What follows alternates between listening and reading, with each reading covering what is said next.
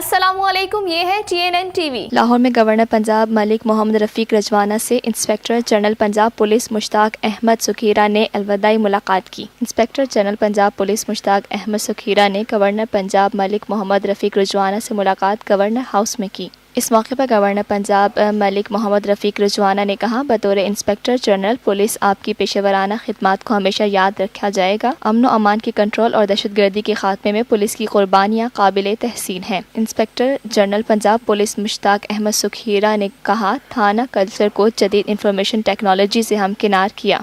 देखते रहिए ताज़ा तरीन खबरें और exclusive reports. Lotus Lake Towers, a groundbreaking endeavor by Lotus Properties.